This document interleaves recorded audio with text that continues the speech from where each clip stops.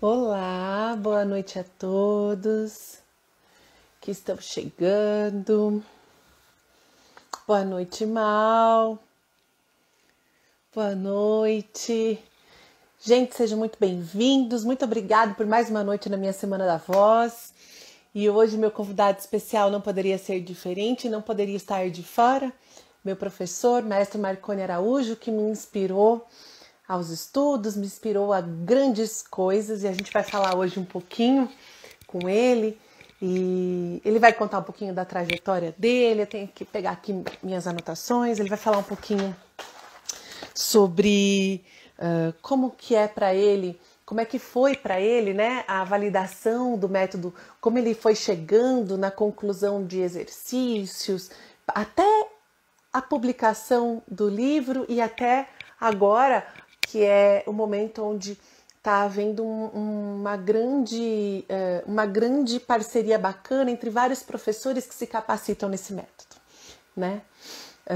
Boa noite, Wagner. Boa noite, Fabinho. Estúdio Marconi Araújo. Marcando a presença aqui. Muito obrigada, gente. Vou chamar já já o maestro. Acho que ele já está por aqui. Vamos chamar ele.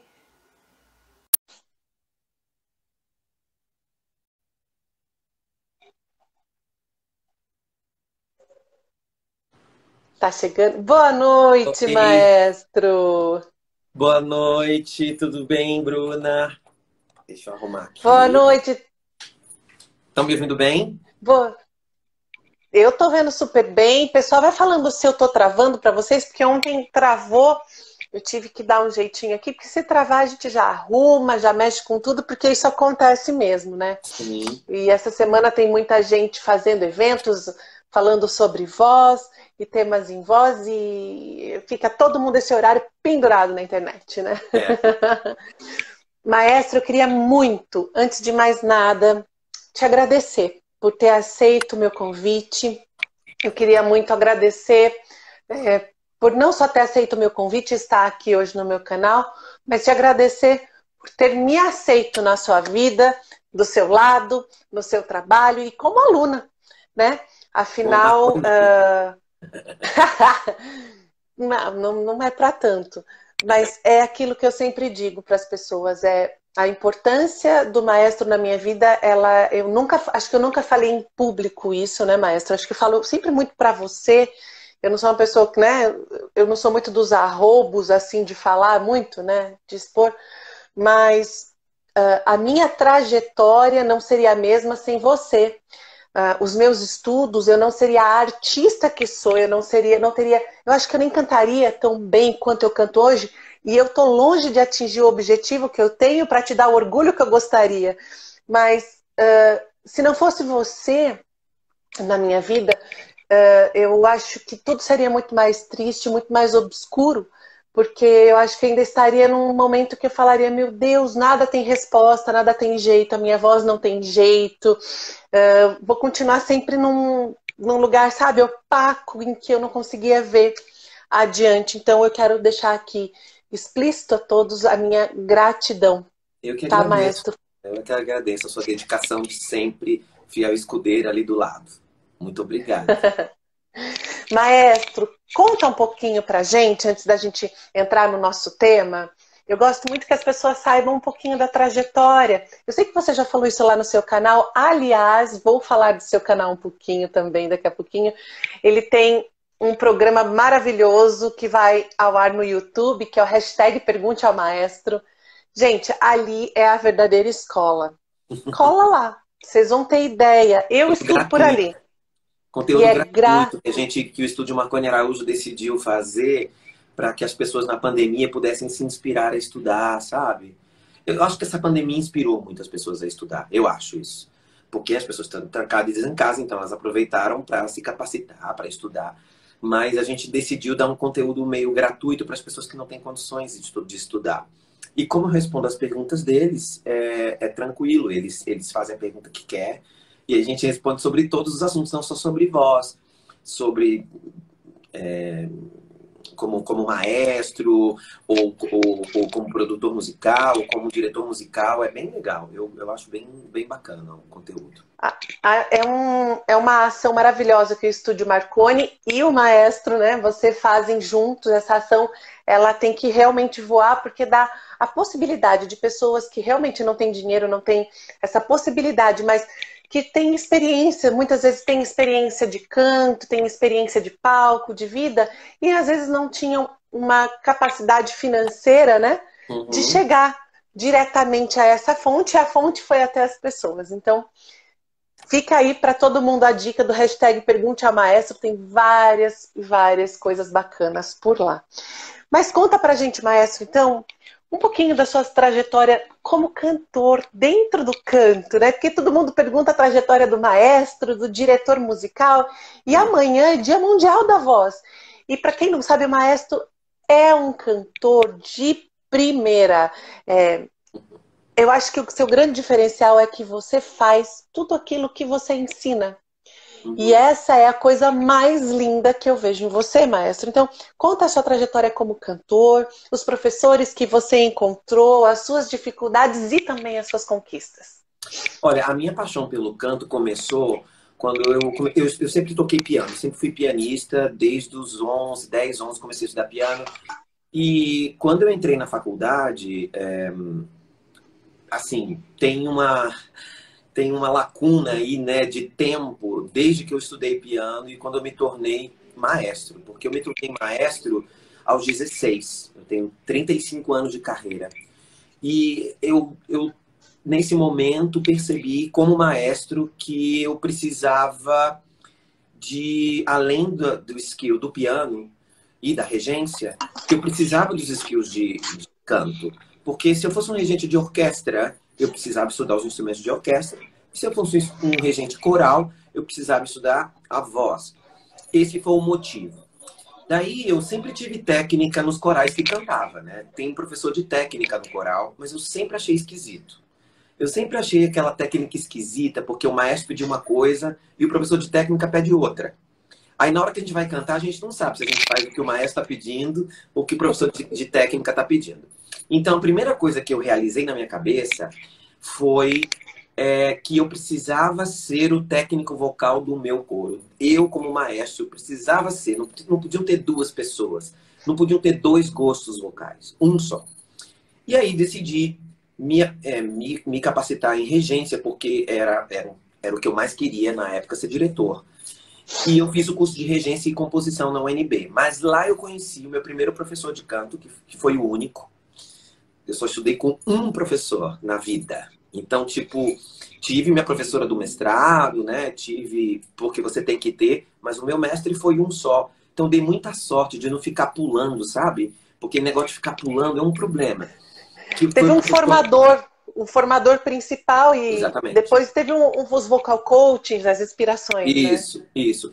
Então, ele foi realmente o meu mestre, a pessoa que me incentivou a estudar, me incentivou a ler tratado, me incentivou, que foi o professor Zwingli Faustini, que infelizmente já faleceu.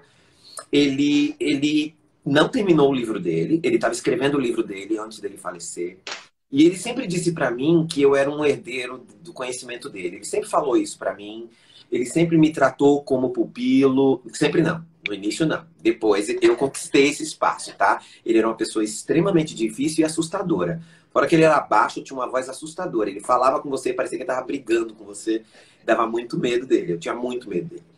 Mas depois eu conquistei esse homem. Ele saía de Goiânia para me dar aula em Brasília. Assim, pegava o carro, ia até Brasília me dar aula. E não queria que eu pagasse.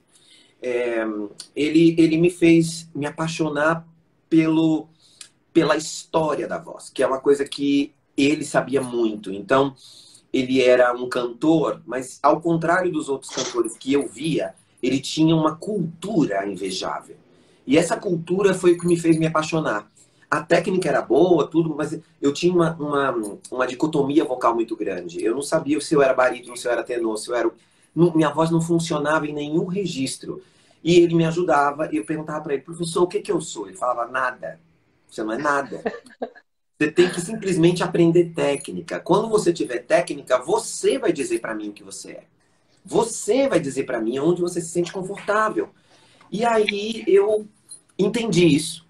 Eu cantei com ele como contratenor, ele não gostava. Ele dizia que como contratenor eu ia cantar o quê? Que ele achava que como tenor eu ia ganhar muito mais dinheiro.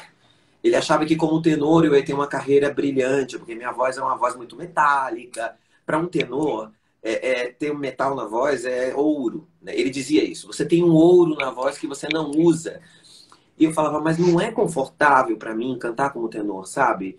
Era uma coisa de pensar o tempo inteiro. Eu ficava pensando, cada nota era um sofrimento.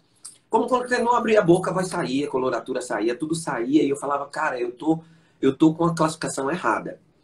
E ele aceitou, mas sempre dizia para mim, eu acho que você ganharia mais dinheiro como tenor. E aí, ele tinha um pouco de inveja de ser loiro, era É que ele baixo. tá, Ele tinha um é pouco que ele de estava te inveja. olhando pelo, ele estava olhando pelo mercado, né? Que ele Claro, era um barítono, ele era um barítono, um baixo que baixo. trabalhava, né? Então, um baixo. Então, mercadologicamente, ele via mais oportunidades para você como tenor, Na né? época que eu Naquele comecei a momento. cantar, a época que eu comecei a cantar com contratenor, não tinha nenhum contratenor fazendo carreira internacional, assim, legal.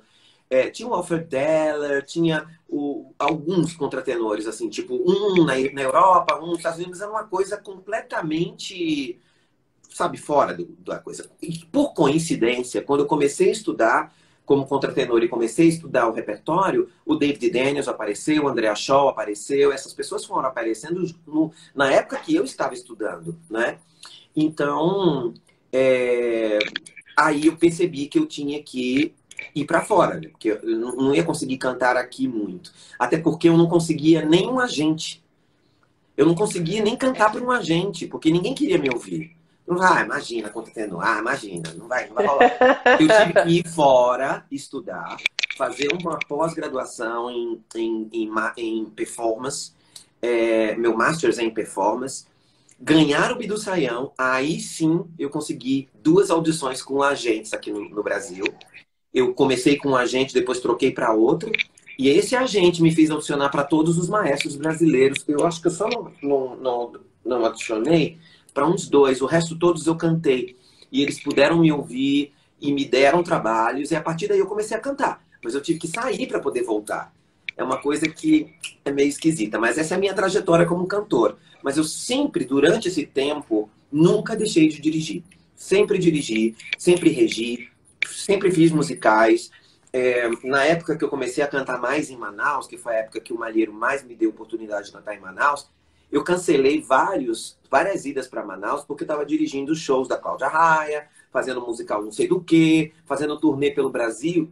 E ele ficava pé da vida. Eu falei assim, você vai deixar de vir cantar uma ópera para dirigir um show da Cláudia Raia? Porque na cabeça dele, cantar uma ópera barroca, fazer ópera barroca, como eu fiz em Manaus, é único. Imagina, eu fiz concerto em Manaus sozinho, com orquestra. Só eu, entendeu? Nas óperas, todo mundo cantava, mas eu fazia um concerto sozinho, entendeu? Então, é, eu fui muito. Eu considero que eu fui um privilegiado com o Malheiro, porque ele dizia para mim: eu não gosto de contratenor, eu gosto de você. É diferente. Eu não gosto de contratenor. Ele falava isso para mim. É, então eu pude ter a minha carreira paralela. Porque ganhar dinheiro como contratenor, nunca ganhei, Bruna. Não, mentira, ganhei sim. O Bidu Sayão. O Bidu do Sayão, Saião, eu ia falar. ganhei US$ 16.000. Era um bom dinheiro, né? Uou, era muito bom dinheiro. Era um bom dinheiro, mudou minha vida, mudou minha carreira, porque eu pude pegar esse dinheiro e investir na minha carreira. Foi a única vez que eu ganhei dinheiro como contratenor. O resto era tipo assim, eu parava de dar aula, parava de dirigir, ia cantar um concerto, eu perdia dinheiro. Porque eles não conseguiam me pagar o cachê legal, então... Mas tudo bem, eu ia. Entendeu? Fiz concerto em BH, fiz concerto com a Camerata Antiqua de Curitiba, fiz concerto com várias orquestras e com a Oca em Manaus, mas assim, o cachê, não estou dizendo que eles não pagavam bem, não é isso não. É que não valia a pena, porque quando eu dirigia um musical, eu ganhava muito mais. Então não valia a pena eu deixar de dirigir alguma coisa para ir cantar. Tinha que ser realmente tesão, né? É uma escolha de carreira que faz todo sentido se a gente olhar o cenário da ópera no Brasil. É um cenário pequeno, o eixo é pequeno, é muito E quando tem as óperas, eles trazem as montagens das mais famosas, das mais conhecidas. As óperas barrocas não são as que são mais trazidas porque não são tão populares. Até porque não são tão Exatamente. populares. E eu acho que o mais legal na carreira de um músico, ou vamos dizer assim, de um artista, é você ter que ser criativo e versátil ao ponto de você beber na sua carreira dos vários pontos que você tem. Então, por exemplo, se eu posso compor, eu compus música, você já cantou música minha, eu compus música para você já.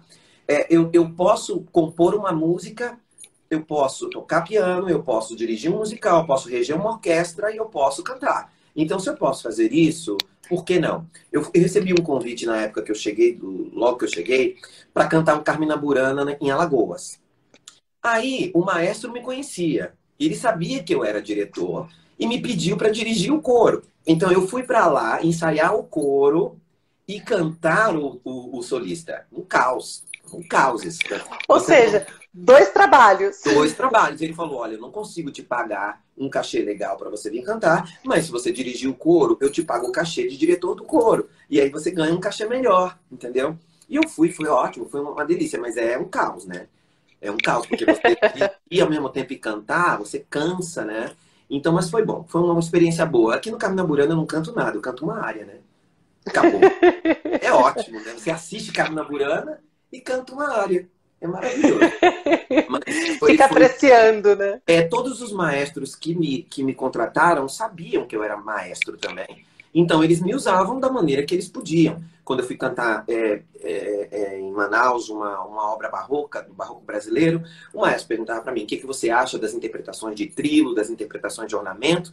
Porque essa é a sua especialização, você fez especialização nisso. Então, eu vou ouvir o que você tem para me dizer. Não que eu vou aceitar, mas vou ouvir, entendeu? Então, foi muito legal essa correlação. E é muito legal também, Bruna, você, por exemplo, que teve essa experiência de ter o seu professor de canto sendo o seu maestro. Porque aí, quando eu dirijo tudo. Desde o vestido, né? Desde o vestido, da joia que você vai usar, até a nota como você vai cantar, a sua entrada tomada com câmera, tudo. Porque é uma pessoa que tem uma visão do todo. E o mais importante, que eu quero defender aqui nessa live hoje. Professores, vocês precisam ter a experiência da performance. O professor que tem experiência da performance, não estou dizendo que o professor que não performa não dá aula bem, não estou dizendo isso não. Mas, para você ser o melhor professor para o seu aluno, você tem que ter a experiência da performance. Você tem que ter estado no palco, porque você não sabe o que é um pânico de palco. Você não sabe o que os problemas que um cantor... Os problemas que o cantor enfrenta do nada no palco a hora que a luz acende. Também. Sabe o que o meu professor disse para mim uma vez, Bruna? Meu primeiro solo que eu fiz na vida foi com o meu professor.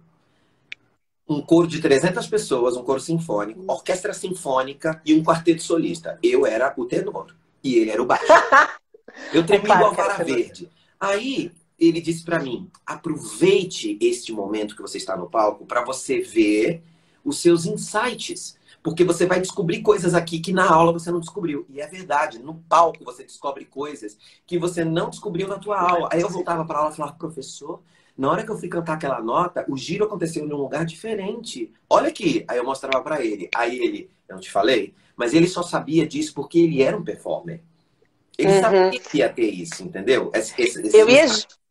Eu ia justamente perguntar como é que surgiu a conexão do cantor, né, que começou cantando na infância, acabou se tornando um pianista, viu a necessidade de, como maestro, ser um técnico de voz, e durante ver a necessidade de ser um técnico de voz do seu coro como maestro, como você viu a necessidade de saber como pedir e como passar e como mostrar para o cantor qual era a necessidade, qual era o som, né? Como foi essa aproximação com a pedagogia que faz o link de como você chegou no seu método, lançou o livro e enfrentou todos os questionamentos, né? Então, me fala um pouquinho da aproximação com a pedagogia. Ela é uma coisa engraçada. Eu conto uma piada que não é piada, é verdade.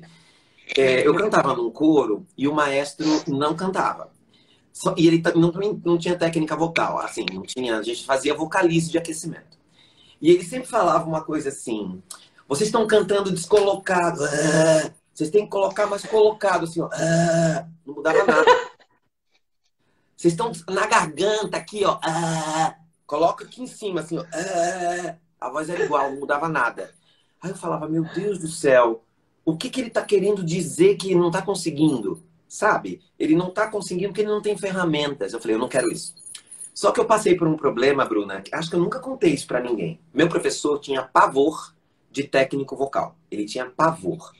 No dia que ele descobriu que eu era maestro, que eu era, né, mais maestro do que cantor, porque eu comecei a fazer aula com ele no departamento como aluno especial. Eu era aluno de regência. Ele sabia, mas ele achava que eu ia me apaixonar e ia trocar meu curso para canto.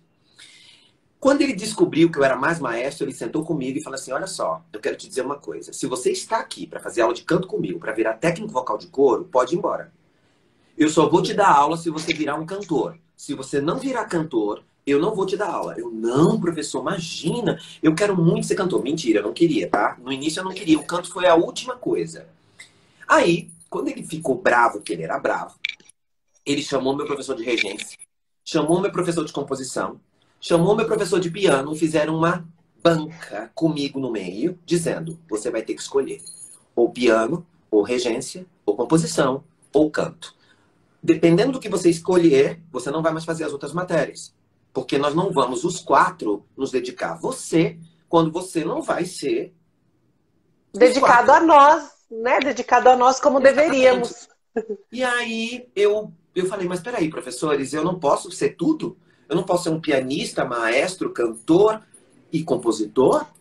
Não. Eu achei isso horrível. Mas eu entendi. Porque o meu professor de piano dizia, você vai ser um grande concertista. Aí meu professor de regência dizia, você já é maestro. E quando eu entrei na faculdade, eu já era maestro. Eu já regia 7 anos profissionalmente. Aí, e o meu professor de composição dizia, o meu professor de composição era o mais bonzinho. Ele é bonzinho até hoje. Ele falava, por mim, ele pode estudar particular comigo, não preciso. Sabe assim, era o mais humilde de todos. E ele falava, ele escreveu uma missa para coro duplo, solistas e orquestra. Eu não tenho nenhum aluno que fez isso, então eu acho que ele é um bom aluno de composição. E aí ficava essa briga, sabe? Aí o que eu fiz? Eu chamei o Faustini, que era o meu professor de canto, e disse para ele, olha, o meu curso é composição e regência. Chamei o professor de piano e disse, meu curso não é piano. Então, eu vou me dedicar à composição e regência e vou fazer aula particular com vocês, tudo bem? Eu pago. Eu pago. Porque na universidade eu não pagava. E a aula do Faustini era cara, era $50. Naquela época, $50 era muita grana. Eu trabalhava um mês inteiro para juntar $50. Então, aí ele aceitou. Aí ele aceitou. Mas até o final, quando eu me formei, ele dizia, por que você não faz um duplo bacharelado em canto? Para levar meu nome junto com você? Aí você se forma e leva o nome do seu professor de regência, não o meu. E eu tô aqui ralando com você todo dia com essa voz esquisita que você tem. Porque eu tinha uma voz muito esquisita, muito esquisita. Ele dizia assim pra mim, ó, eu sei que tá feio. Eu sei que parece que você é um pato que tá no forno, sendo assado vivo. E desses gritos que você dá, parece que você tá morrendo. Mas vai melhorar. Não se preocupe, vai melhorar. E essa voz falada aí sua, toda no nariz assim, vai sair daí, não se preocupe não. Você vai ter uma voz encorpada, falada. Uma voz de gente normal, porque essa voz não é de gente normal. Ele acabava comigo. Mas eu não achava ruim não, Bruna. Eu funciono assim, eu sou ariano, eu funciono com desafio. Eu entendo. Eu entendo. Eu funciono com desafio. Então, eu também trabalho bem sob pressão. Sob pressão vou bem. Agora, eu nunca imaginei que os meus professores fossem brigar por isso, sabe? E hoje eu sei que todos eles têm um orgulho da minha carreira, de tudo. E hoje eles veem que eu realmente fiz as 4 coisas, entendeu? Na minha vida. Na verdade, fiz mais, né? Eu dirijo luz, eu dirijo som, eu faço design de som, eu faço design de luz, eu faço muito mais coisa. As necessidades foram te construindo e te aproximando daquilo que você precisou realmente fazer. Né? Isso. E aí, essa questão da pedagogia, quando eu comecei a dar técnica para o meu coral, eu não dava aula de canto. Mas aí, uma das minhas coralistas disse, professor, maestro, me chamava de maestro. Maestro, eu queria que essa técnica que você dá aqui, que você me desse particular. Eu falei, mas eu não sou professor de canto. Ela falou, mas eu queria. E aí, Bruna, a partir desse momento, eu me apaixonei, porque ela virou uma grande cantora. Ela tem uma voz maravilhosa até hoje. Minha primeira aluna, tá? Ela veio fazer aula no estúdio esses dias. Minha primeira aluna. Ah, Ela veio fazer aula comigo, ela falou, meu Deus, a gente não imaginava, nem eu e você, que aquela brincadeira ia dar nisso aí, né? Porque você virou mais professor do que tudo. E aí eu me apaixonei por aquilo.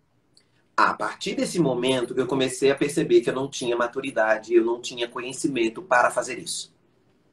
Então, tá. aí eu fui estudar. Aí eu fui estudar técnica vocal, teoria da fonação, com o meu professor particular, ler toda a biblioteca dele, eu li toda a biblioteca dele, eu fui atrás de um máximo de conhecimento e tudo que eu não sabia eu perguntava para ele, ele sabia tudo, de tudo.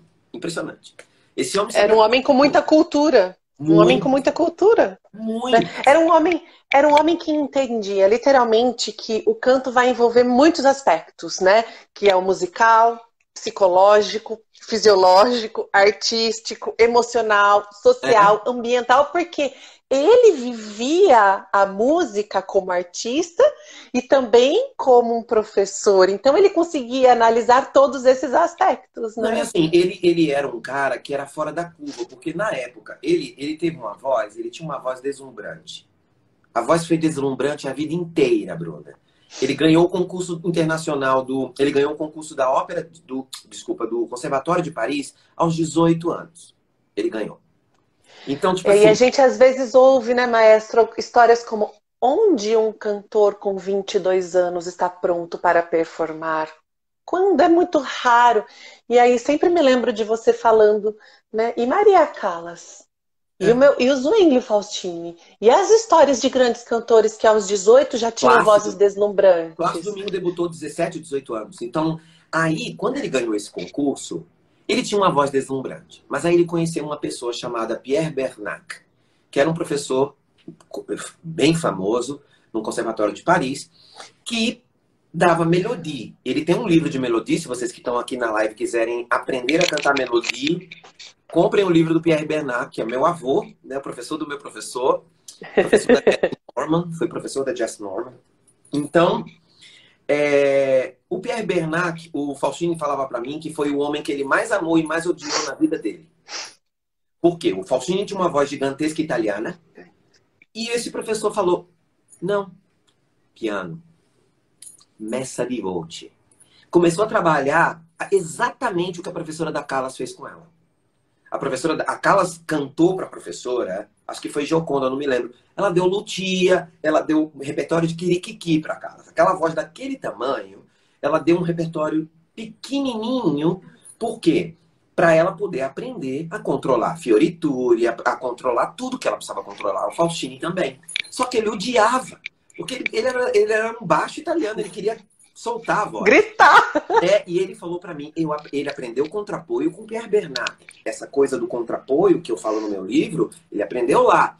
Faz o contrapoio, coloca a barriga mais para dentro, para você controlar para os pianíssimos, para você poder fazer piano, que você é baixo, mas você também é músico. Você O não que é pode muito ficar só cantando interessante. forte. Um adendo, que é muito interessante você dizer isso, porque quando a gente estuda as escolas de canto e dá uma olhada no que o Richard Miller fala, os estudiosos das escolas de canto falam, né? A escola de canto francesa é bem naturalista quanto à respiração, né? É, Mas é bem interessante isso, né? Vem contradizer um pouco. porque nem todo mundo que está no Conservatório de Paris tem técnica francesa. Ou estudou com um professor francês, né? Uhum. Então, às vezes a pessoa tá lá e tem uma técnica alemã, uma técnica italiana, sei lá o quê. E o que aconteceu? Eu percebi que quando eu comecei a estudar com o Faustini, ele tinha esse diferencial. Ele era um cara completamente... Ele dava aula de fisiologia da voz na universidade. Uma aula que todo mundo dormia, tá? Todo mundo, menos eu. Era o único que não dormia. Todo mundo dormia na aula. Ele realmente era muito chato na aula, porque ele era muito meticuloso, ele falava de musculatura e ele gostava muito de falar umas coisas. Eu falava, gente, esse cara é fora da curva, porque os contemporâneos dele, todos os contemporâneos dele que eu conheci, falavam técnica assim, engole uma manga, sabe? Engole uma manga. O Faustini nunca me falou engole uma manga. Nunca. Nunca ele me falou abre a boca como se fosse morder uma... Nada. Era tudo, solta sua mandíbula. Aí ele mexia em mim. Ele gostava de mexer na pessoa, mexer mesmo. Quando eu não apoiava alguma nota, ele tinha um copinho de água do lado do piano, que ele colocava assim, que era um copinho plástico. Quando eu não apoiava, ele pegava o copo de água e jogava em cima de mim. Não tinha água dentro, mas você tomava um susto, fazia... Aí ele, isso aí. Agora você apoiou. Era o máximo que ele fazia em termos de não falar musculatura, mas ele gostava da coisa da respiração. E ele tinha coisas diferentes do que eu penso, tá? Ele tecnicamente tem coisas que hoje eu não faria do jeito que ele fazia. Mas comigo ele não fez. Porque nunca uma aula é igual de um aluno para o outro. Eu assisti as aulas dele e era muito diferente. A Gislene tá falando aqui, tinha aluno que saía chorando da sala. Vários. Eu quase chorei uma vez, mas eu segurei a lágrima porque eu não queria que ele me visse chorando. Eu falei, não vai me ver chorando. Eu vou chorar lá fora, mas aqui dentro eu não vou.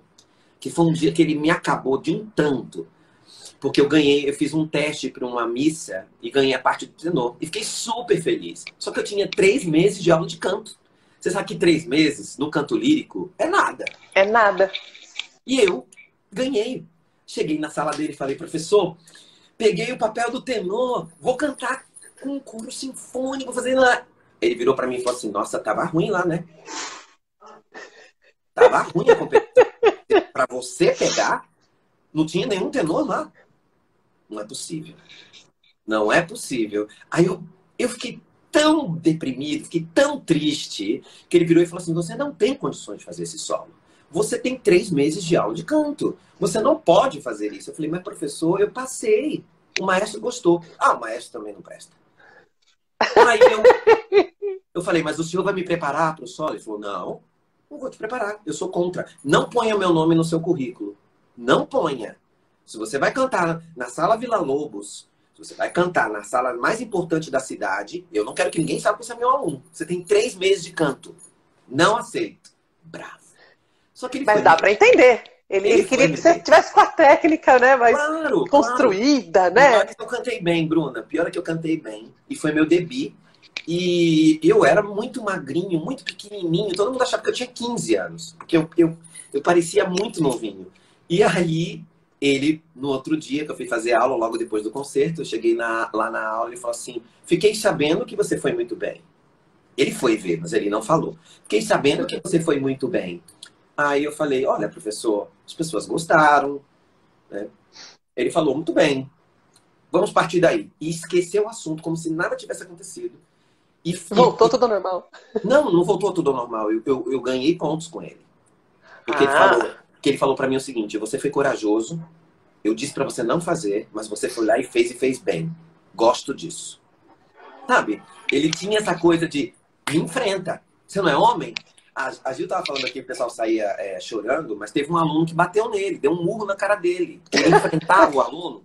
Você não é homem, não? Vem aqui e canta pra mim na minha cara. Aí o menino não gostou e pá, deu um soco na cara dele e foi parar no hospital. Ele era Mas, ó, tem um outro adendo. Sou pequenininho, mas até hoje, maestro, você não aparenta a idade que tem, você tem um benefício genético aí que é incrível, né? Amém, né? Tô há tantos anos trabalhando. Jesus, né? O que é essa pessoa? Matusalém? Não, Marconi só curte incrível, né? 35 anos de carreira, as pessoas olham pra minha cara, 35 anos de carreira. Como assim? Mas eu comecei muito cedo também, né? Comecei profissionalmente aos 16. Então eu acho que tá bom, isso conta também, né? Mas o que mais? Conta. Falar mais. Então, a gente tendo em vista todos esses aspectos que a gente falou da música, né? Que a música envolve a própria arte, o psicológico, o fisiológico, o artístico, emocional, ambiental, social. É um balaio de gato. A gente tendo isso em vista, como que você foi traçando os parâmetros na hora de experimentar os seus exercícios, experimentar novas técnicas, né? Como você foi falando, olha, isso funciona bem, isso não funciona, mas isso faz sentido com aquilo, né? E esses parâmetros, quais eram, maestro? Então, olha, se você pegar os agradecimentos do meu primeiro livro, então logo no início, você vai ver que eu agradeço meus alunos todos e vários pupilos. Eu ponho o nome deles, inclusive. Por quê? Porque essas pessoas foram meu laboratório. Elas foram meu laboratório durante quase 10 anos antes de eu lançar o livro. Porque eu nunca pensei em lançar um livro. Eu sempre pensava, porque assim, eu copiava os meus colegas. E os meus colegas contemporâneos não tinham nem apostila. Era coaching. Não tinha essa questão de estudar musculatura, não tinha isso. Era coaching. Olha, vem estudar comigo que o meu caminho é o melhor e você vai ser o melhor cantor se você estudar comigo. Era isso. Então, eu pensava, eu vou ficar aqui timidozinho na minha e vou ajudar os meus alunos a crescerem e serem melhores cantores, mas tudo bem. Quando eu comecei a perceber que existia que eu comecei a ter uma própria didática, eu falei, gente, por que não escrever isso? Por que não colocar isso num papel, sabe? Por quê? Os meus alunos vão poder comprar um livro e eles vão poder em casa estudar a parte teórica de uma coisa que eles estão fazendo na prática. Não é? Mesmo porque não tem nada, né? Exatamente. Tinha pouquíssima coisa. E aí eu pensei, vou escrever um livro de canto lírico, porque eu sou cantor lírico. Mas aí aconteceu o belting na minha vida, que foi outro problema com o Faustini, tá? Quando eu fui fazer o Jesus Christ Superstar, ele virou pra mim e falou assim, você vai fazer essa opereta? Operete, que ele fala. O Borromil fala até hoje. A operete que você fez foi linda. Eles achavam que era uma coisa meio opereta, não era um teatro musical.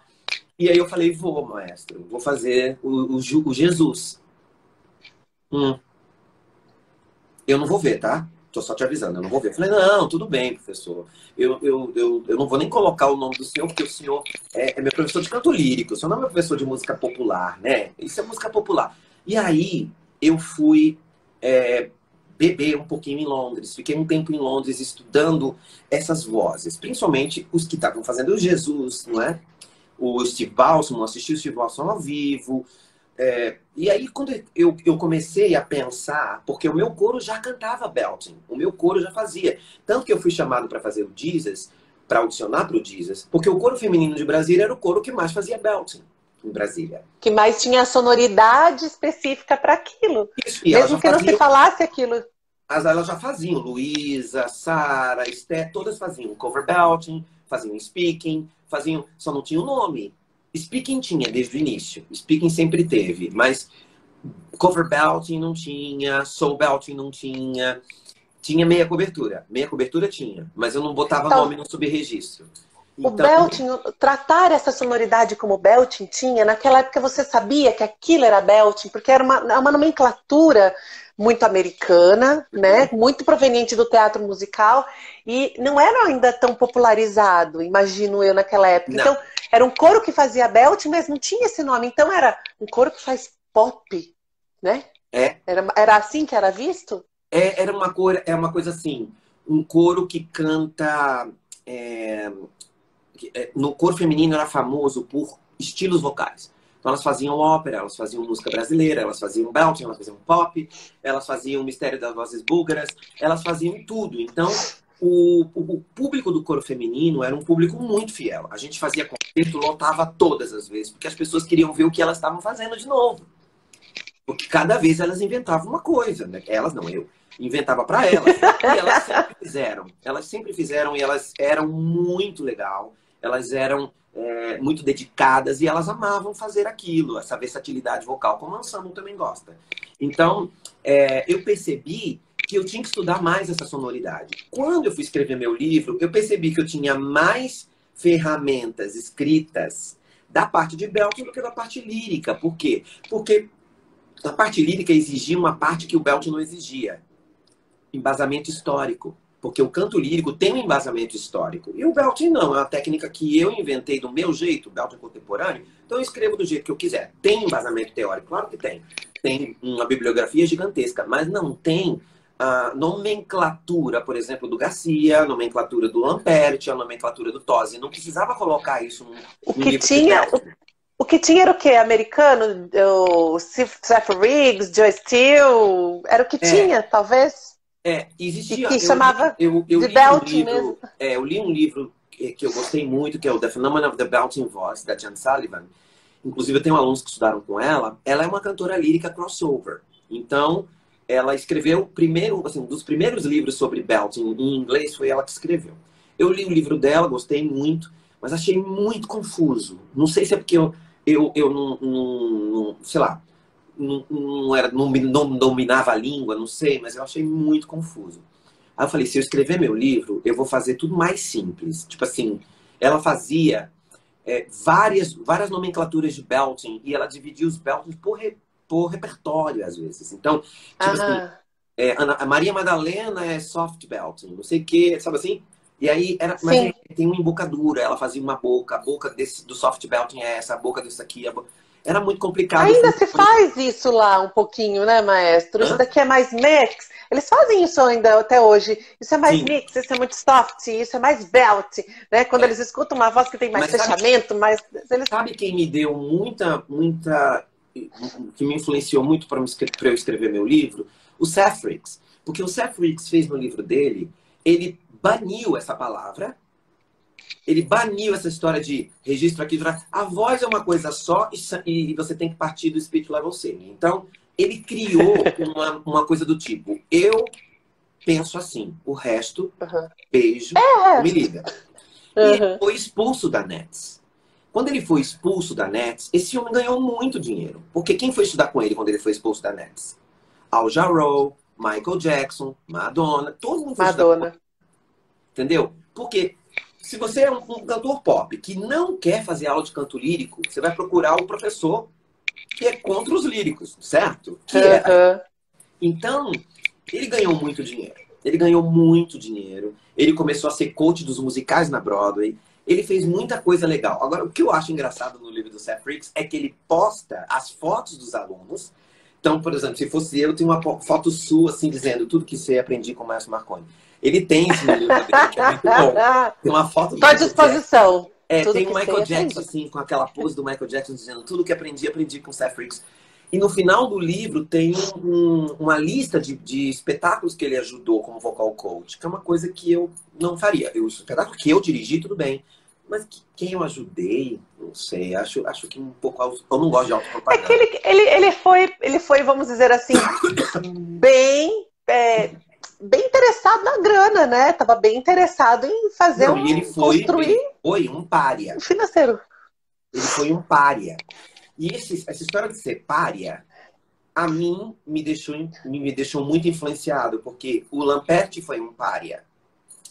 O Garcia foi um pária no Conservatório de Paris.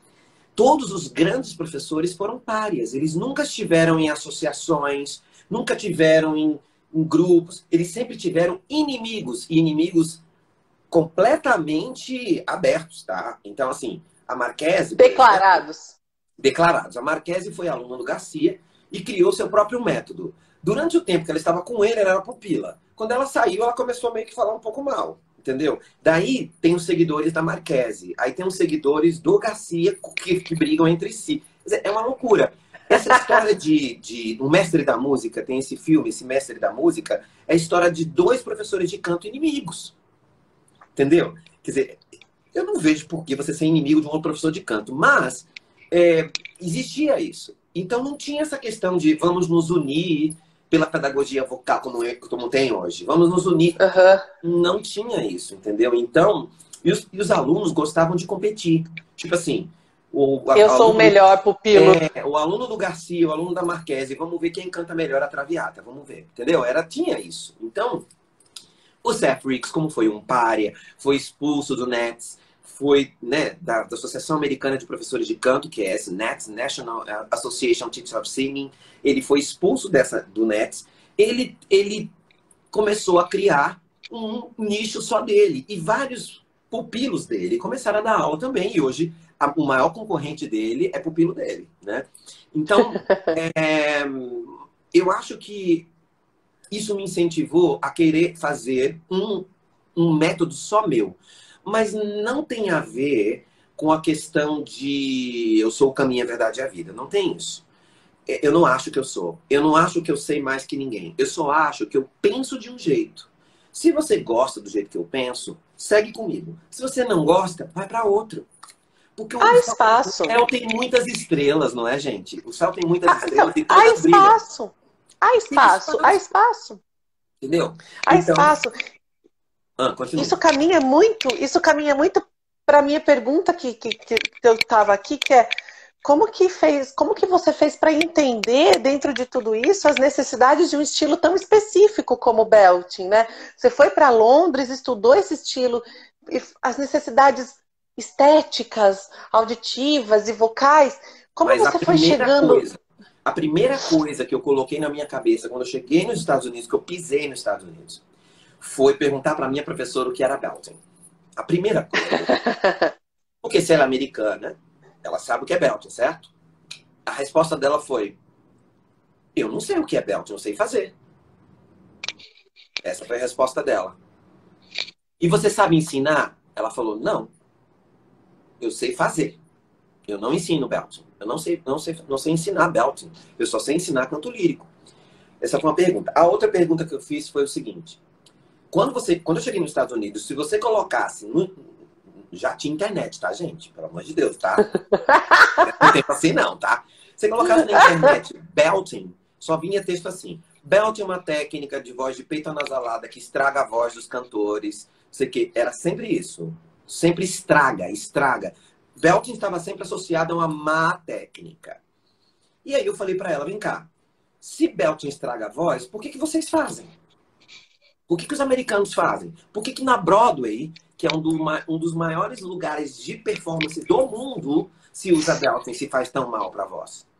Alguma coisa tá esquisita aí. Tá errado, Aí, tem alguma aí coisa ela errada. disse: é porque o belting que se faz hoje não é como o de antigamente. Então, eu falei: oi, alguma coisa mudou aí.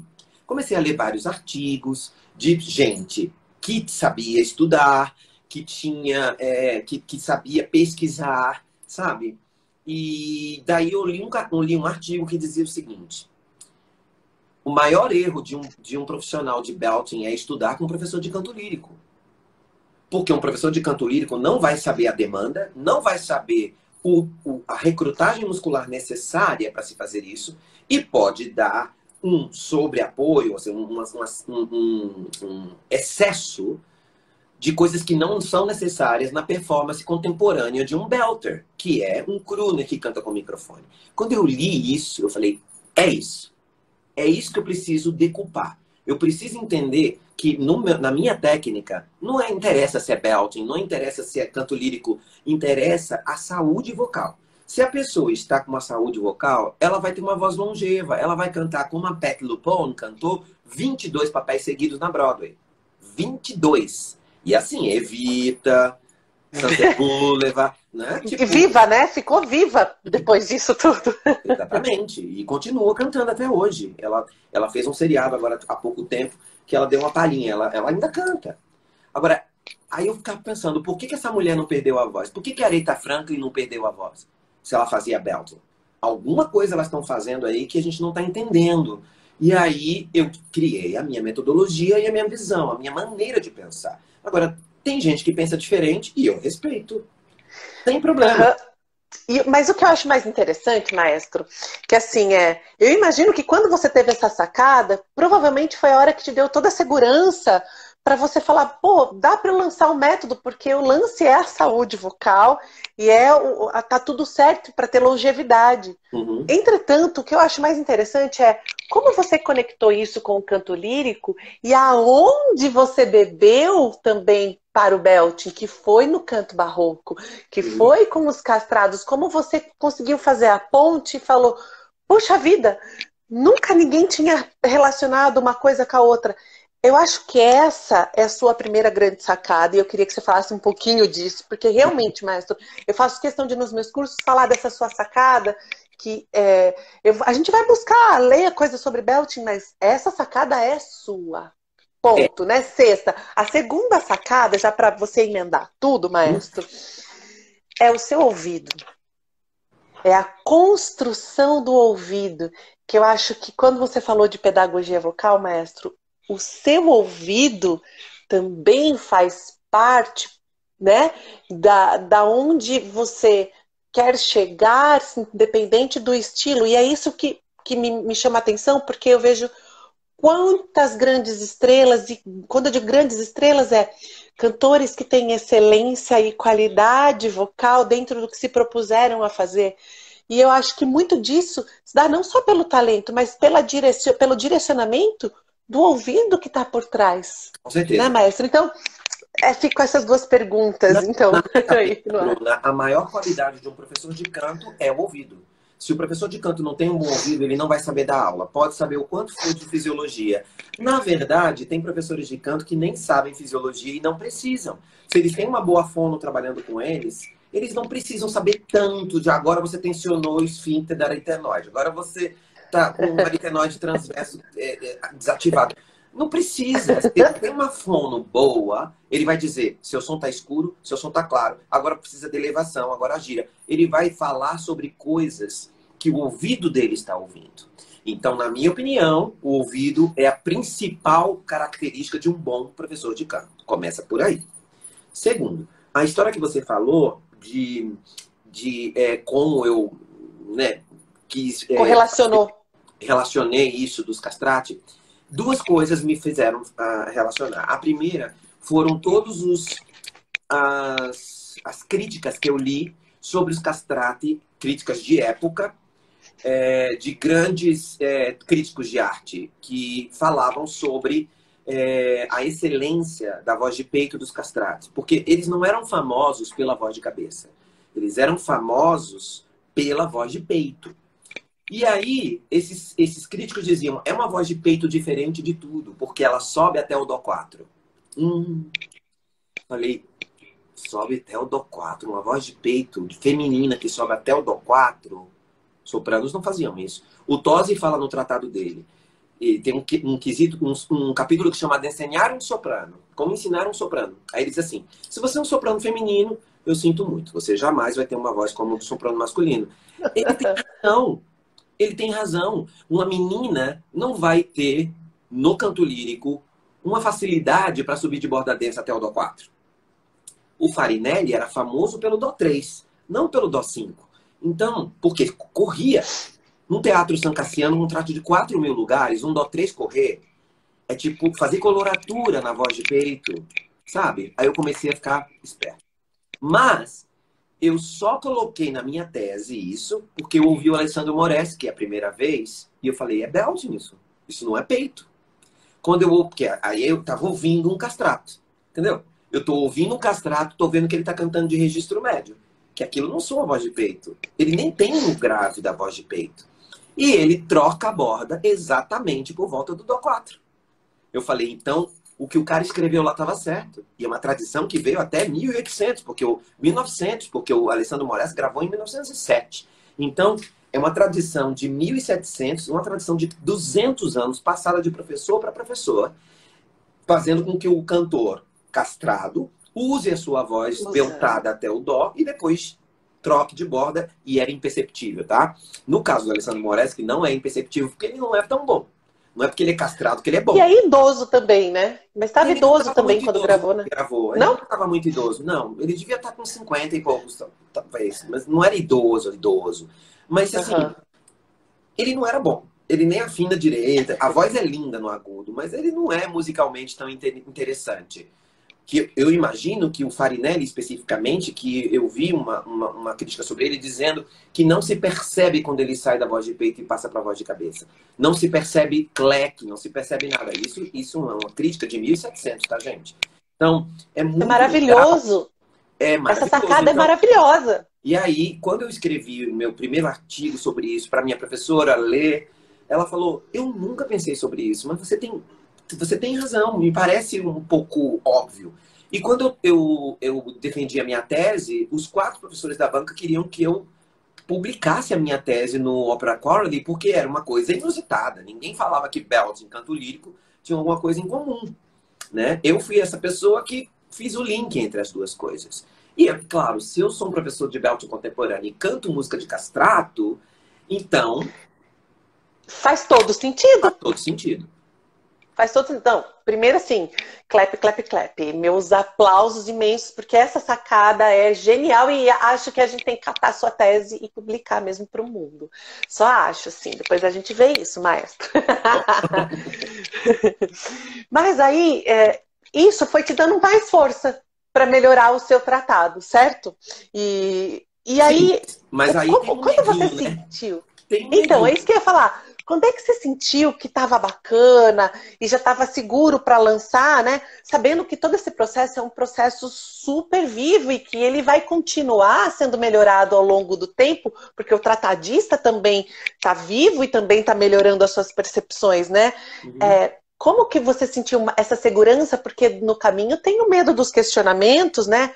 Porque afinal, belting era uma coisa nova e há o preconceito, né? Havia pelo menos muito mais alguns anos atrás do que Nossa. hoje, né? Dos professores e dos profissionais que tem uma forma tradicional de ensino do canto, que não é uma forma do canto baseado em fisiologia, que foi o que você trouxe, que também acho que foi uma das suas grandes inovações, né, Sabe maestro? o que a doutora Silvia falou para mim uma vez? Ela falou para mim que os professores de belting contemporâneos estudavam mais fisiologia do que os de lírico.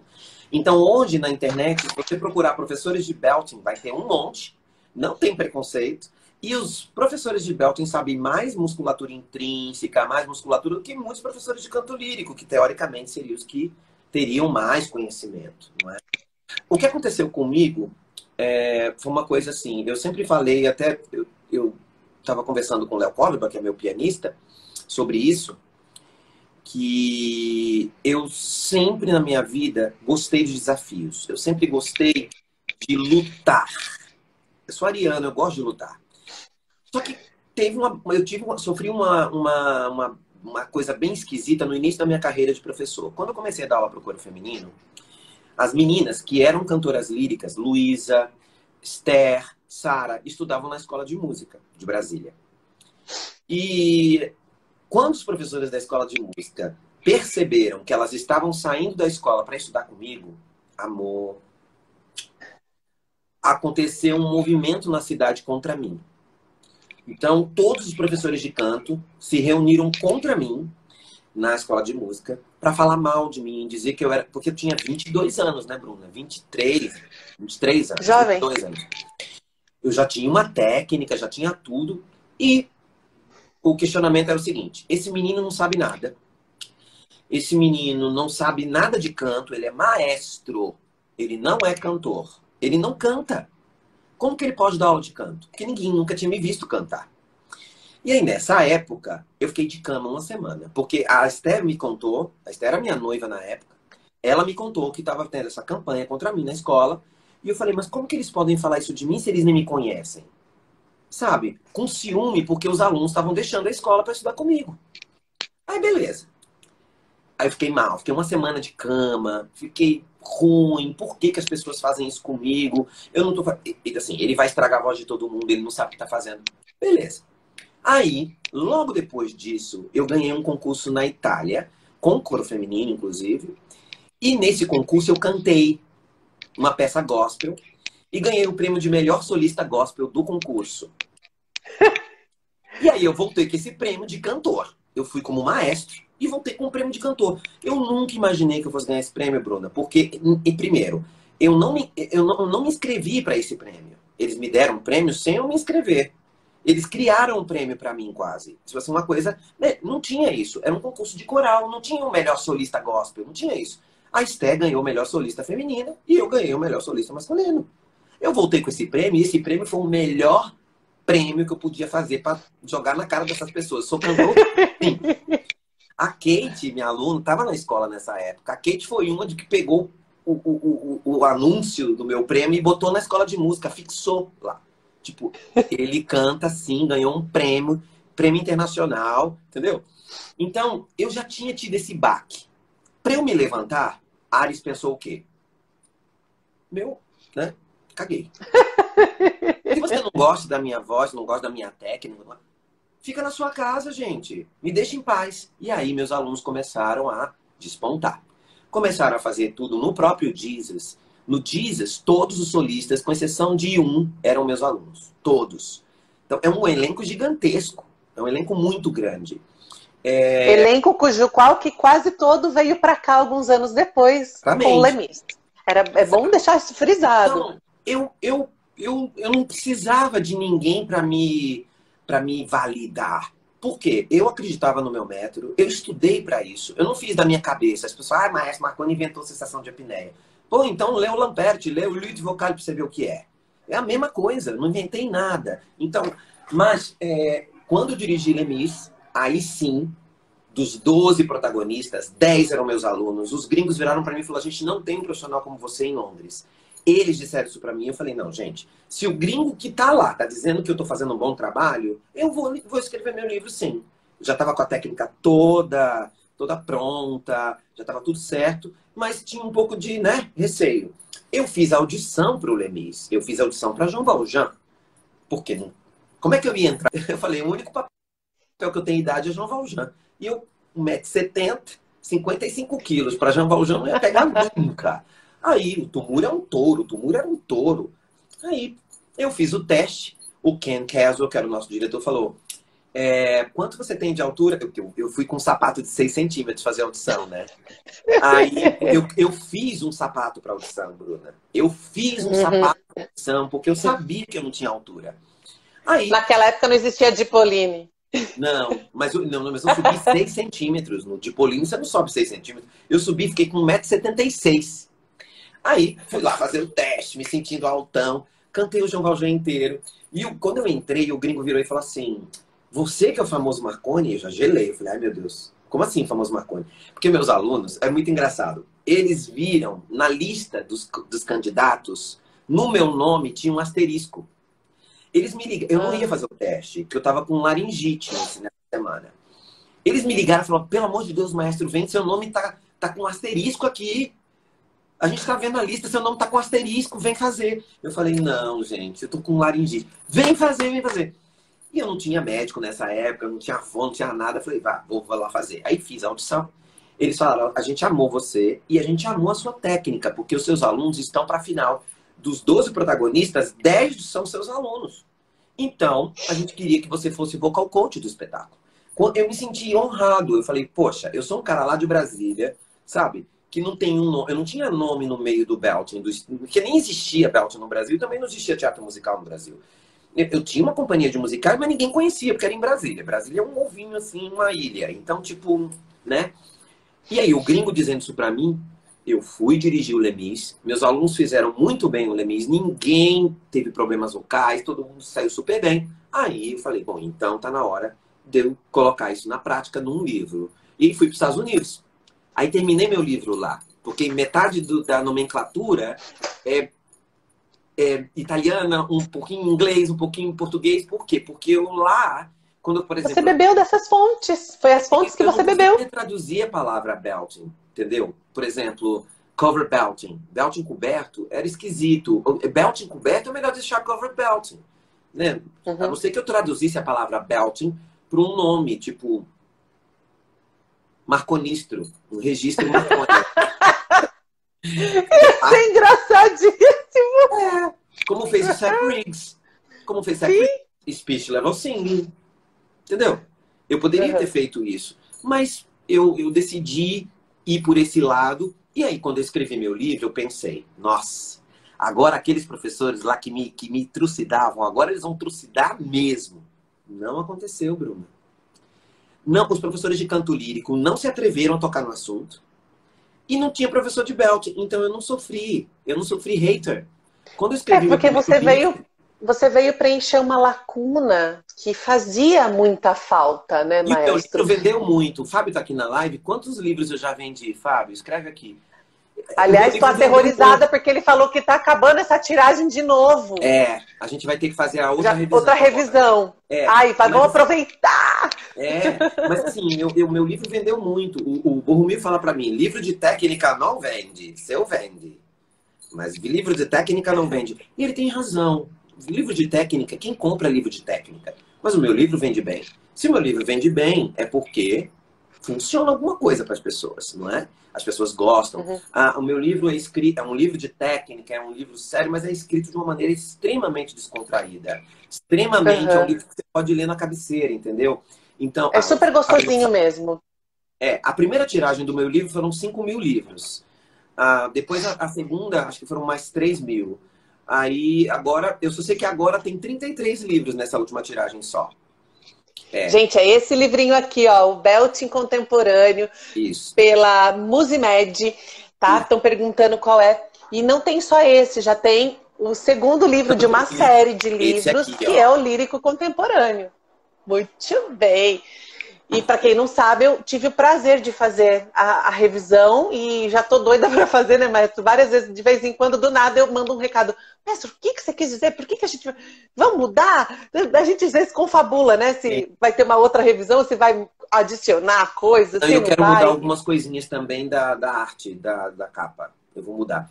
Eu quero Aí... mudar um pouquinho de concepção, quero fazer umas coisas. Mas vai ser ótimo. eu tô querendo agora ver se eu... O Borromil tá me cobrando o terceiro livro, né? Mas agora não dá, gente. Nesse momento não tá dando, porque dar online, gente, cansa pra caramba. E você É precisa o de dobro. tempo. Você precisa de tempo de produção, fazer... E é live, eu não Cansa o sei o dobro. quê. Cansa o Não, dobro. precisa ter mais, precisa estar um pouquinho mais normal para poder ter uma paciência e uma tranquilidade mental até de Eu preciso ir saúde, pra né? Disney de novo. Porque eu escrevi meu livro na Disney, né? Fábio falou, vamos pra Disney, vamos com a gente, vamos. Me insistiu. Falei, Fábio, Disney não tem nada a ver comigo. É muita gente. A gente foi no Natal e no Ano Novo, tava lotado. Eu fui 2 vezes no parque e voltei pro hotel. Falei, vou escrever meu livro. Beijo, pode ir pra Disney. Eu fiquei no hotel escrevendo meu livro.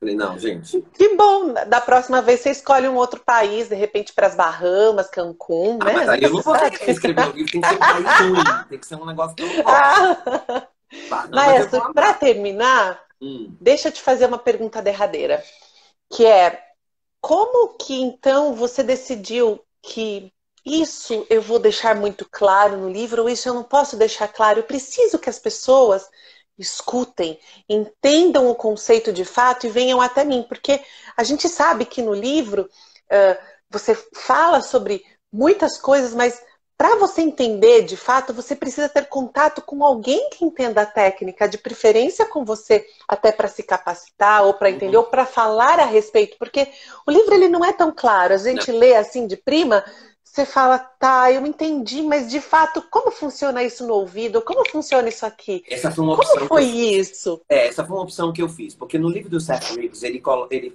quando ele lançou o primeiro livro dele, o livro vinha com um CD. E esse CD tinha a gravação das coisas que ele estava falando. Então ele postava no livro assim, eu ouvi faixa tal, sabe? E aí eu pensei, se eu fizer isso no meu livro, as pessoas vão querer copiar. E o ouvido de cada um é de um jeito. Então não vou colocar nenhuma referência para que a pessoa procure um professor. Segundo, eu não quero que uma pessoa que tente fazer belting comece o livro em sol, vá lá no sol, deixa eu ver as manobras aqui que ele manda. Abaixa a laringe, abaixa os pilares, abre os pilares, diminui o sopro e solta a voz. Entendeu? Aí a pessoa experimenta. Eu falei, eu não quero isso. Eu vou fazer toda a parte teórica, vou explicar como funciona, mas não vou dizer como fazer, para que um professor capacitado pegue o livro e ensine para o aluno o que é. Por isso que meu livro tem essas páginas em branco. Porque essas páginas em branco eu pedi para o Borromil para que o aluno escreva ali naquelas páginas as manobras que o professor está ensinando. Os ajustes específicos para ele. Exatamente. Porque isso é uma preocupação, né? Eu achei muito bacana que você dissesse isso, porque isso é uma coisa que você pouco comentou, né? As pessoas talvez pouco saibam.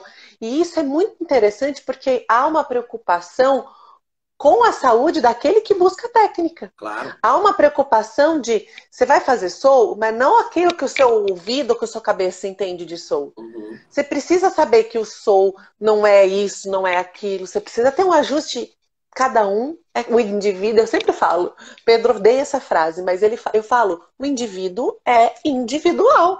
E a gente precisa experimentar. Às vezes o caminho que funciona para um não funciona para outro. E tem Não uma é coisa mesmo? também, Bruna, que aconteceu comigo, que foi talvez o fato de eu me aproximar mais da doutora Silvia.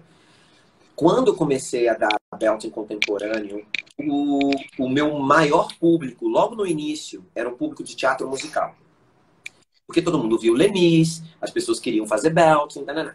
Num segundo momento, depois que eu voltei, o meu maior público eram cantores com problemas vocais. Então, eu tive num momento só cantores com problema vocal. Eu não tinha um aluno saudável. Eu tinha E todos os esse alunos doentes. eu anotei aqui porque era isso que eu queria dizer. As pessoas acham que a sua vida é só flores como professor. Mas eu devo dizer, gente, eu tô lá no estúdio já há algum tempo e eu posso dizer, o Marconi, ele pega entrave, ele pega a curva de rio e aparece bomba. E o que aparece, gente, sem brincadeira, aparece assim, você é minha última opção, eu não tenho mais para onde ir, eu tô com todos os problemas. E eu vou dizer, eu sou uma delas. Ele sabe, eu cheguei com um problema que não era diagnosticado e reclamei por muitos anos, a gente só foi ter um diagnóstico preciso 2 anos atrás. Sim. E assim, só foi a possibilidade de crescer, foi porque você teve cuidado. Claro. Né? Um cuidado. Então, esse cuidado que ele tem, sim. Ainda bem que você chegou nesse problema comigo, né, Bruna? Porque se você tivesse seguido, você teria se estrepado. Totalmente. Eu não sei como eu cantaria hoje. Não sei nem se eu cantaria. É isso que Então, eu sempre digo. Eu comecei a receber, por exemplo, cantores pops, cantores sertanejos operados, cantores que já estavam com cicatrizes grandes na prega vocal, cantores com paresia de prega vocal, cantores com paresia de CT, você sabe muito bem disso. Uhum. Sabe, paresia unilateral de CT é uma coisa terrível para um cantor. Terrível. Não é? E cantores completamente afônicos que chegavam na aula para mim e falavam assim, olha, eu fui fazer aula com o professor de canto e ele disse para eu desistir, que eu não tenho voz para cantar porque eu sou rouco. Tá, ele falou, você é rouco, mas o Alejandro Sanz também é. E ele canta. Então, e ganha muito dinheiro. E ganha muito dinheiro com aquela voz cheia de nódulo. Então tá tudo certo, entendeu? Agora, eu fiquei com muito medo nesse momento, porque eu já tinha estudado, eu tinha um médico em Brasília que era o melhor médico de cabeça e pescoço do Centro-Oeste. Ele operou minha mãe. Ele que operou minha mãe de tireoide. E eu comecei a me apaixonar por esse homem, porque eu ia fazer meus exames com ele e eu falava assim, doutor, você não pode aqui no meio da minha consulta, me dar umas aulinhas sobre musculatura intrínseca? Aí, quando ele viu que eu tinha um tesão, o que ele fez? Pegou os livros, as coisas dele, tudo que ele tinha de descartável, que não era livro, de músculos da laringe, ele me deu tudo. E ele começou a explicar para mim. E aí eu comecei a entender. Eu falei, então, peraí. Quando eu faço a minha vibração, fazendo a laringoscopia, tá? Tipo meio Garcia, né? Fazendo a minha laringoscopia, eu virava pra televisão e falava, quando eu faço isso aqui, o que acontece? Aí eu iria me explicando. Então, ele foi o cara que mais me incentivou a isso. Quando a minha mãe operou, inclusive, ele falou para mim, a restabelecimento da sua mãe, quem vai fazer é você. Porque você sabe o que vai acontecer, sabe? Então, apesar de que eu mandei minha mãe fazer, ela não fez um exercício. Então, não fez um exercício. Mas enfim. Eu tenho, só um adendo, mestre, desculpa te interromper, mas quando eu ouvi falar do maestro Marconi Araújo, eu não morava em São Paulo. Eu ouvi falar do maestro em 2008, quando eu vim para cá a primeira vez, fazer um curso, porque as pessoas falam, você tem que fazer um curso de teatro musical. Só fazer é tão interessante. E eu achei um curso e vim fazer. E as coisas que eu ouvi elas eram distintas, né, maestro? Você tem que fazer aula com o maestro, porque você precisa fazer aula de belting. Você precisa entender de belting. Aí o outro falava, pelo amor de Deus, corra do maestro. Ele estraga as vozes. A Silvia, né? Também ouvia isso. Eram as duas coisas que eu ouvia muito grande. E aí, quando eu cheguei, eu entendi. Mas foi por Mas isso eu consegui entender, porque você pega muita gente cagada. Desculpa, gente, mas eu era cagada. Se ele pega gente como eu e eu vou no médico e falo, olha, eu sou aluna do Marconi, ele vai falar, Marconi é o problema que ela tem. Mas mal sabe que o Marconi está propiciando que essa pessoa ainda trabalhe. E não que essa pessoa já veio com isso há muito tempo. Mas aí eu me protegi sempre com isso, sabe, Bruna? Eu não dou aula sem exame. Porque o cara vira pra mim e fala, faz uma aula comigo e diz que ganhou um pólipo na aula. E aí eu falo, amor, você tem um pólipo. Eu já tá aqui seu examezinho, tá?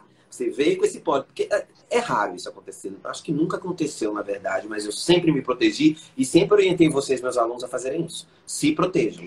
Porque o aluno mente. E ele mente. Ele fala, olha, eu nunca grito, eu nunca faço nada. Tudo mentira. Então, quando eu comecei a ter muito aluno ruim, né, da voz e com muitos problemas vocais. Aí aconteceu essa parceria com a doutora Silvia, que foi ótima, que também falavam para mim, a doutora Silvia odeia professor de canto, ela não quer, ela não acredita no canto. E para mim, para ela, dizia, mas Marconi odeia fonoaudiólogo, não gosta de não sei o que lá. E a Andrea Witwer, que foi uma paciente aluna em comum, falou, vocês dois falam a mesma coisa, vocês têm que se conhecer. E a Andrea Witwer, a querida Andrea Witwer, me levou até a Silvia e nos aproximou. E aí hoje nós somos irmãos, a gente se ama profundamente, independente do que um acha do outro profissionalmente, mas a gente virou confidente, porque a gente passou também, a Silvia também foi pária, ela também foi a discriminada, sabe? Porque ela tem uma especialização que ninguém tem. Porque é novo, é aquela coisa, ela tem tudo que é novo... especialização no Japão com o Hirano, ela tem essa especialização dela que ninguém tem, entendeu? Então, é óbvio que as pessoas não querem isso. E as pessoas não queriam que nós dois nos uníssemos de jeito nenhum. Porque elas percebiam que nós dois juntos ia fazer muito mais estrago no meio. E foi o que aconteceu. Eu viajei com a Silvia dando curso pelo Brasil. O Fábio pode até dizer quantas cidades a gente fez, eu nem sei. Só em São Paulo a gente deu, sei lá, 6 cursos juntos. Eu fui com ela para Buenos Aires dar curso. A gente fez um monte de cidades no Brasil. Então, e assim, o curso era sempre lotado, porque tinha os fãs da Silvia e os meus. Os meus conheciam ela e os dela conheciam a mim. Então, foi uma coisa de uma união muito gostosa, muito legal. E eu já tinha, assim, nessa época, várias estrelas de teatro musical e do canto pop já eram meus alunos. Né? As pessoas estão colocando aqui, professor do melhor vocalista de heavy metal do país, Alírio Neto. O Neto já era meu aluno, a Paula Capovilla já era minha aluna, a Estereria já era minha aluna. Eu tinha várias pessoas que estavam no mercado e que eu era procurado pelos professores, pelos alunos, porque iam assistir o Fantasma da Ópera e viam lá no bairro do Nando Prado, que eu sou professor do Nando, aí quero estudar com você. Sei lá, estou dando um exemplo. Então, isso para mim era muito gratificante, porque eu sempre pergunto, o que você quer de mim e por que você me procurou? Por que eu? Aí as pessoas sempre diziam, porque eu vi no bairro da Paula Capovilla que você é o professor dela e eu amo essa voz, então eu quero estudar com você. Eu me lembro quando você chegou no meu Masterclass e assistiu o Masterclass inteiro e eu fui dar coaching. Falei, quem vem? Aí você falou, eu. Aí você levantou. No último dia. Eu falei, no último dia, porque cagona. Eu falei, Bruna, o que você quer de mim? Aí você disse, eu quero tudo. Eu quero que você resolva a minha voz, que ela não resolve. Eu quero resolver ela agora. Eu falei, mas peraí, não é um passo magnético, não é uma coisa de... Né?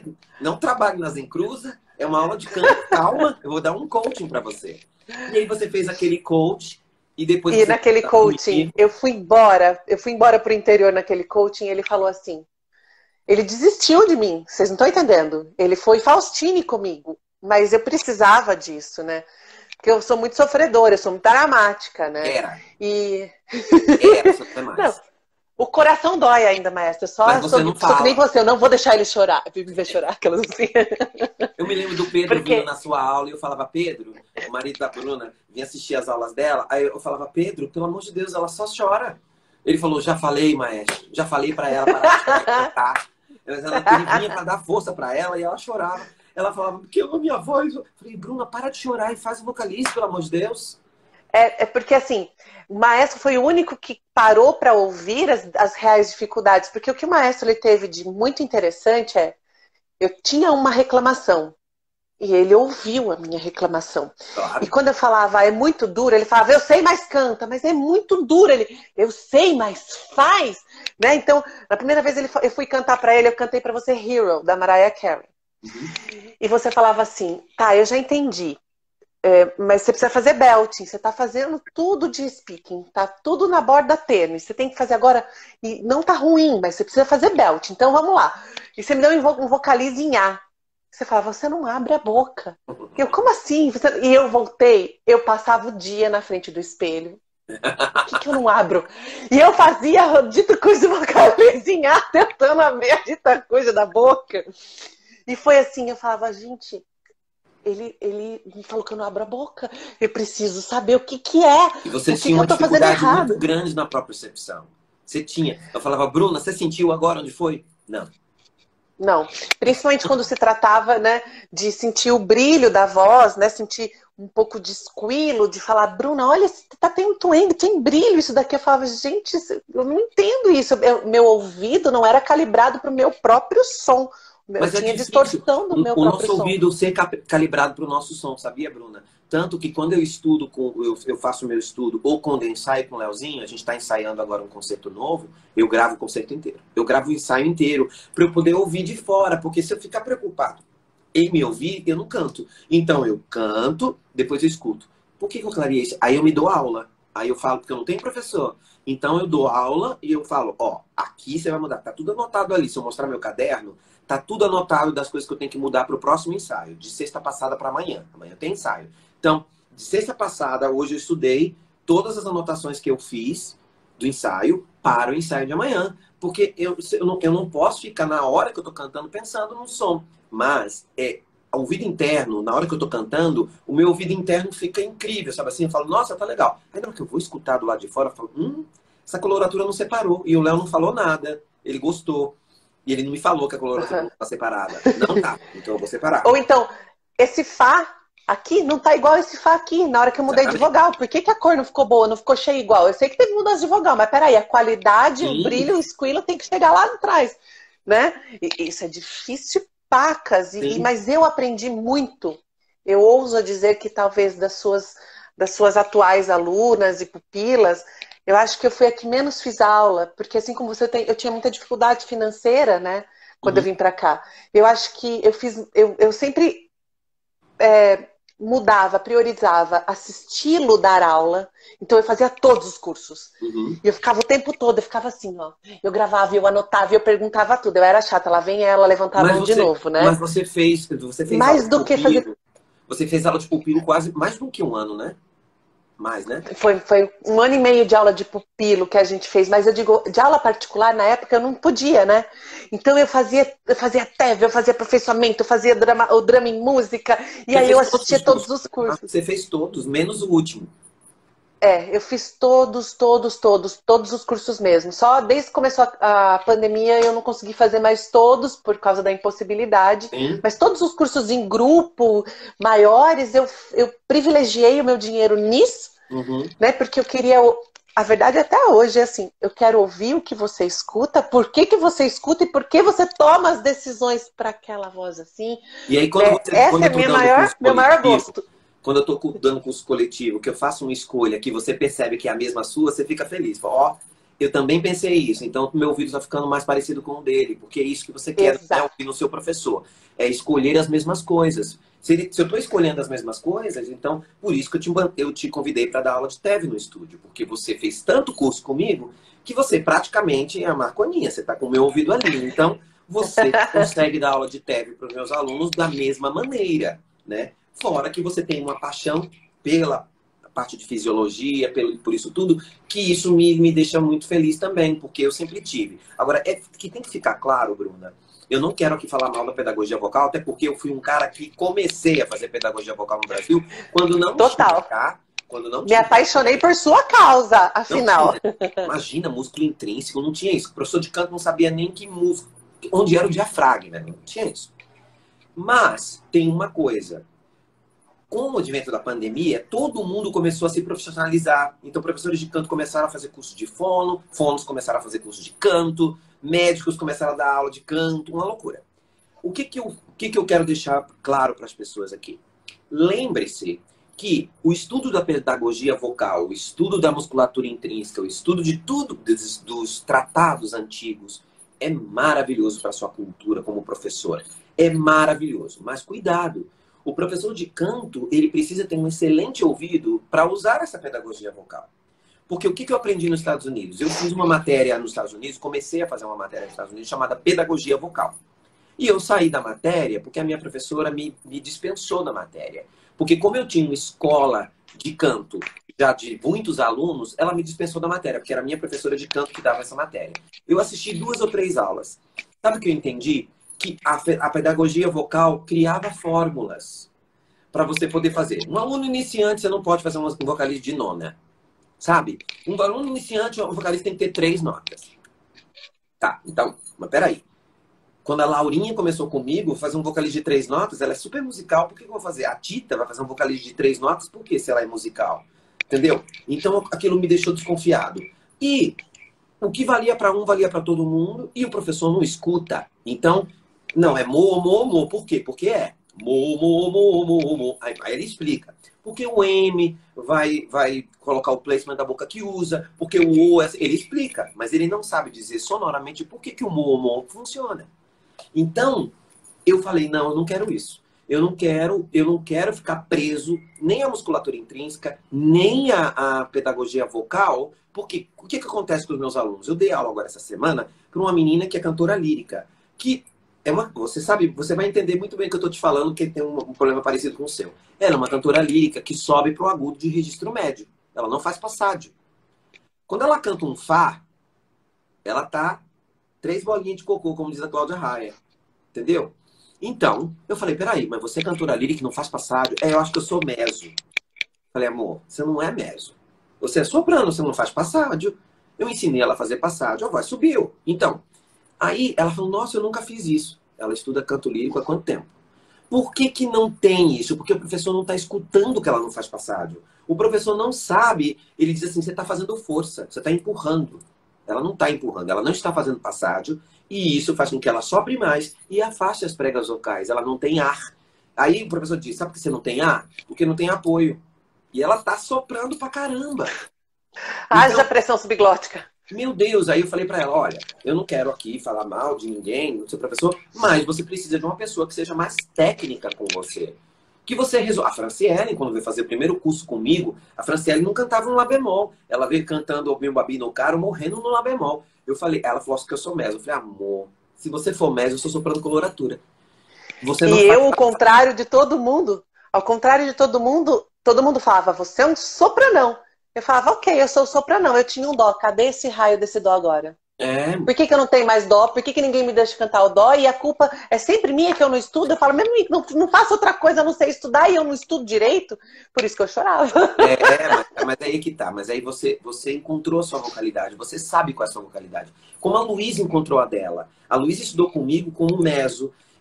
Mas eu dizia pra ela, Luísa, eu não sei se você é meso. Sinceramente, vamos trabalhar como meso coloratura, porque sua coloratura é ótima. Mas eu não acho. Ela ficava com ódio de mim. Ela tinha um ódio de ser soprano. Ela dizia, eu não sou soprano. Ela tinha um ódio, assim. Ela não gostava que eu falasse. E eu falava, Luísa, eu tô achando que você não é meso.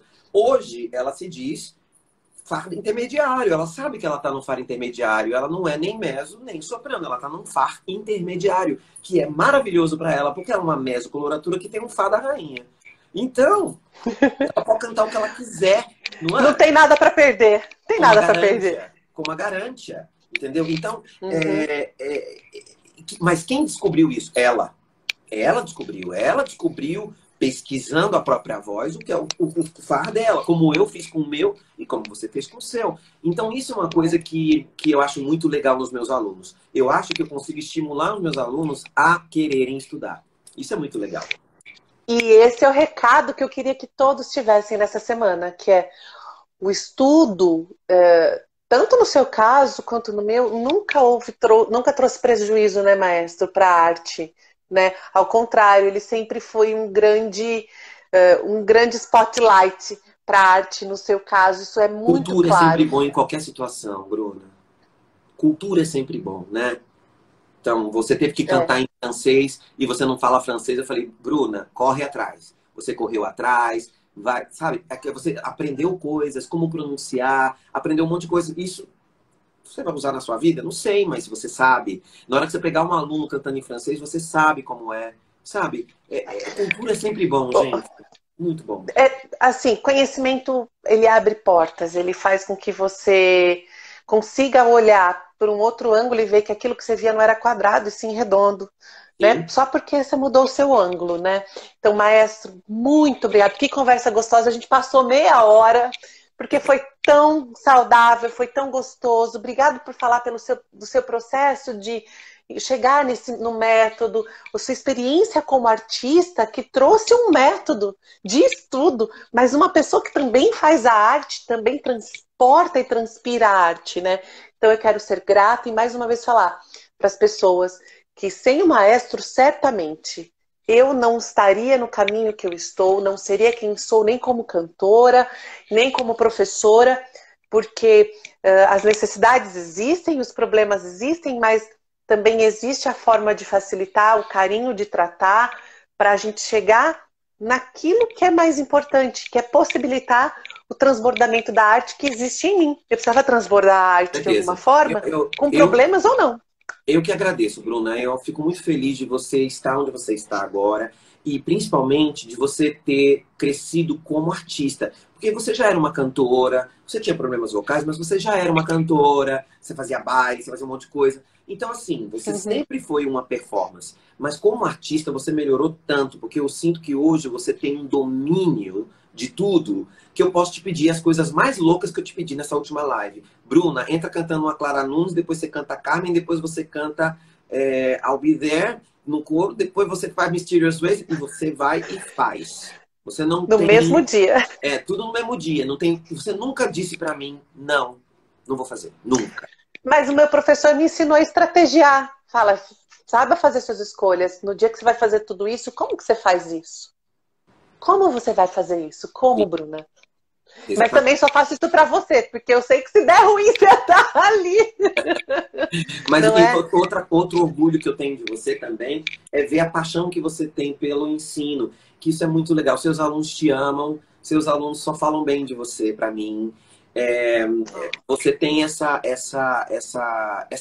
palavra é essa, paixão mesmo, que é a mesma paixão que eu vejo na Silvia, sabe? Ela atende, mas ela tem uma paixão ali pelo que faz, sabe? E eu fico muito orgulhoso de ver isso. Eu acho que o Faustini também deve lá no céu ficar muito orgulhoso de ver os netos dele também com a mesma paixão que ele tinha. A mesma paixão que ele tinha pela ciência, pelo estudo da musculatura, não só da musculatura, mas o estudo do cantor como um todo, sabe? Ele viu o cantor como um todo, como um instrumento todo do canto. Não é só o gogó, é o corpo inteiro, né? Então, eu fico muito orgulhoso de ver você e saber que você está do meu lado sempre, que você é fiel escudeira, que quando eu preciso de você, Bruna, faz uma revisão do meu livro, você se vira nos 30 para fazer, você nunca diz não. Você também é uma coisa que as pessoas precisam saber. Você também está nas campanhas do estúdio, ajudando o estúdio a doar, ajudando o estúdio a cuidar das famílias que a gente tanto quer ajudar. Você sempre se presta a fazer tudo, você sempre está como o Adriano, como os meninos. Eu tenho muito orgulho dos meus pupilos. Eu acho eles que abraçaram a ideia. O Estúdio Marconi Araújo criou agora, consolidou-se agora um grande time. Um time de bons alunos, um time de bons professores e um time que abraça causas que são realmente importantes no momento importante, né? Um time que sabe ponderar. É um time que sabe ponderar. Mas isso porque você tem uma boa condução, maestro, né? E o Fábio tem uma boa condução administrativa, você tem uma boa condução artística e essa parceria gera sucesso, né?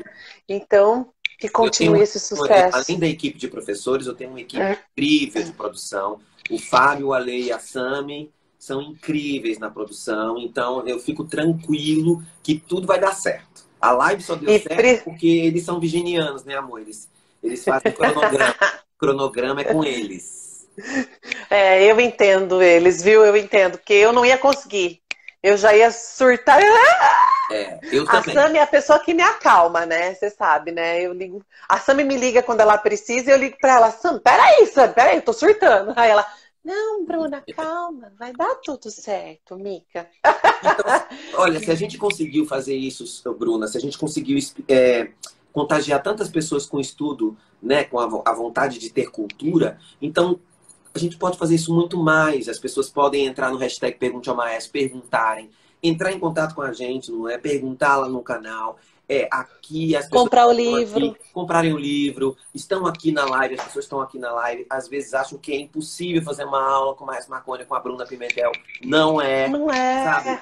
Vai, procura, vai atrás dos seus sonhos, vai atrás do que você deseja. Eu fico super feliz de realizar os meus e fico super feliz de ver os meus pupilos realizarem os deles. Porque realmente eu acho que vocês estão num momento incrível da carreira de vocês. Eu vejo vocês todos brilhando, fico super orgulhoso, porque é óbvio que quando eu vejo um pupilo meu como o Neto, por exemplo, cantando no Queen Extravagância, é óbvio que eu me sinto. Meu filho tá lá, eu fico super orgulhoso dele estar lá em Madrid, com a Lívia, fazendo um trabalho lindo que ele está fazendo. Ou quando eu vejo a Cláudia fazendo uma novela onde ela canta, ou vendo você fazer uma live sobre Belting Contemporâneo, como eu assisti sua live. Foi incrível aquele curso que você deu de Belting Contemporâneo no YouTube. Fico super orgulhoso de ver o quanto vocês estão arrasando. Parabéns. Ah, obrigada, maestro. Obrigada mais uma vez por aceitar o convite. Espero poder fazer novas lives com novos temas com você, porque você tem muita coisa para contar, muita coisa para agregar.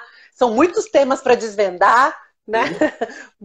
Então, eu acho que a gente aí vai ainda ter muitas coisas para dizer. Obrigada, maestro. Obrigada a vocês que ficaram com a gente até agora.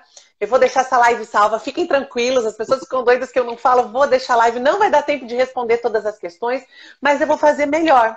Eu vou mandar a pergunta de vocês para o hashtag Pergunte ao Maestro. Ótimo. Pode ser, maestro? Pode, claro. Então, todas as perguntas que foram feitas aqui hoje e as que foram feitas no meu Instagram, e a gente bateu mais papo assim, em vez de responder, né? Eu vou mandar para o hashtag Pergunte ao Maestro. Então, na próxima hashtag, vai ter lá a sua resposta. Tá bom? Obrigada, beijo, maestro. gente. Uma boa noite, viu? Obrigado, Bruno. Um beijo, gente. Obrigado. Obrigada. Tchau. Tchau.